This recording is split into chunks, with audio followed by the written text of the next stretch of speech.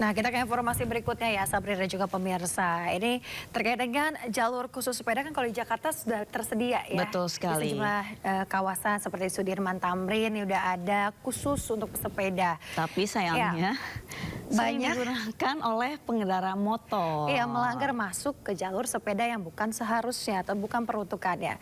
Nah, ini ada nih yang tengah viral di media sosial. Jadi ada pesepeda perempuan yang berani mengadang para pengendara motor yang masuk ke jalur khusus sepeda di kawasan Jalan Sudirman, Jakarta Pusat ya. Kita lihat seperti apa.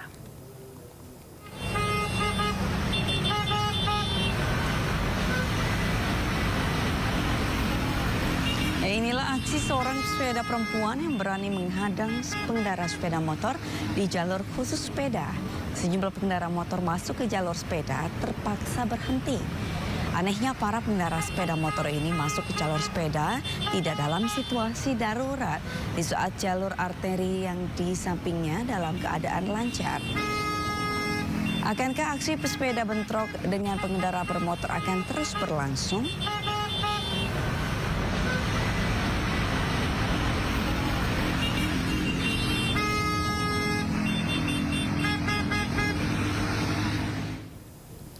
Pemirsa, fenomena jalur sepeda yang menjadi rebutan antara pesepeda dan juga pengendara sepeda motor kembali marak khususnya di wilayah Jakarta, dan jalur khusus yang seharusnya steril untuk keamanan pengguna sepeda seringkali diserobot oleh pengendara motor.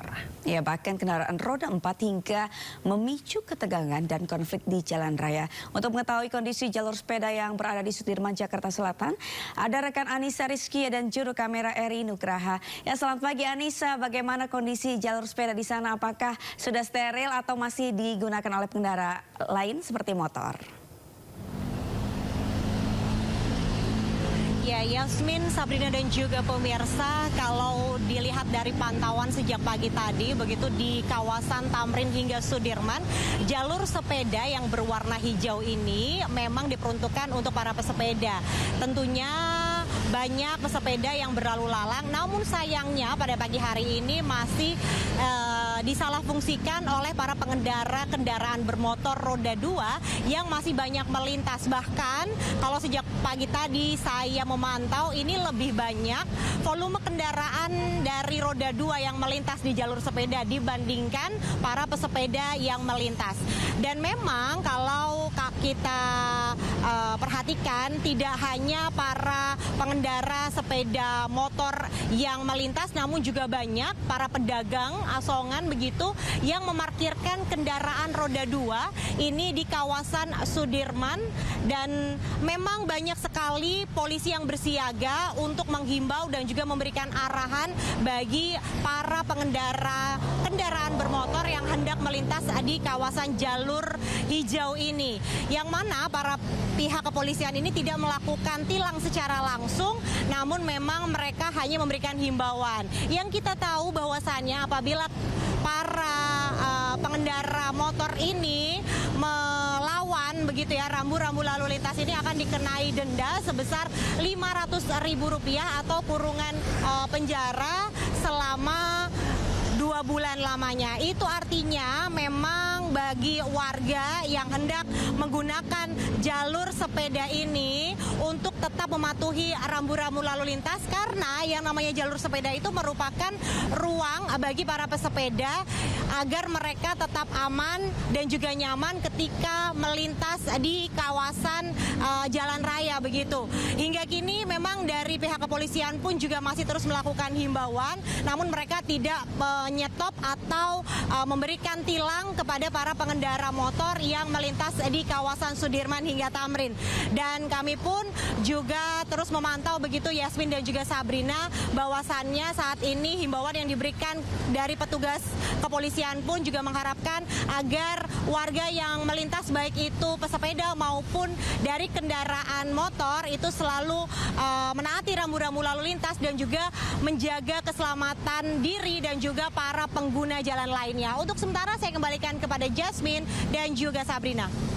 Baru aja kita tanya seperti apa, apakah ada yang melanggar? Di belakang sudah terlihat ada yang melanggar. Betul Ya. Terima kasih sekali. banyak rekan Anissa Rizky yang melaporkan langsung dari Jalan Sudirman, Jakarta Pusat. Selamat bertugas kembali. Basuki Cahayapurnama atau Ahok bersaksi dalam sidang korupsi tata kelola minyak mentah dan produk kilang PT Pertamina dengan terdakwa anak Riza Khalid Muhammad Keri Adrianto. Informasi selengkapnya usai jeda, tetaplah di Sindo Today.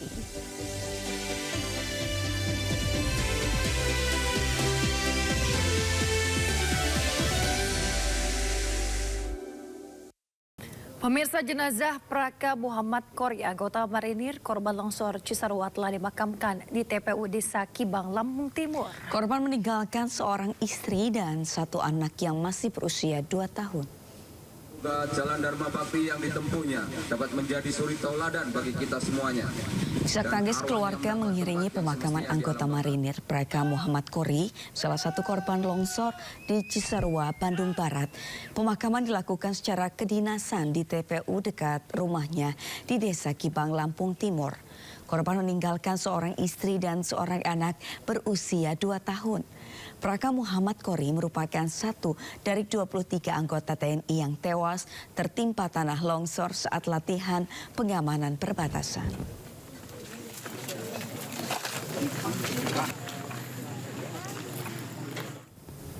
Pemirsa, meski mulai surut, banjir masih merendam ribuan rumah warga di Subang, Jawa Barat. Ya, ratusan warga masih bertahan di pengungsian karena khawatir debit banjir kembali naik.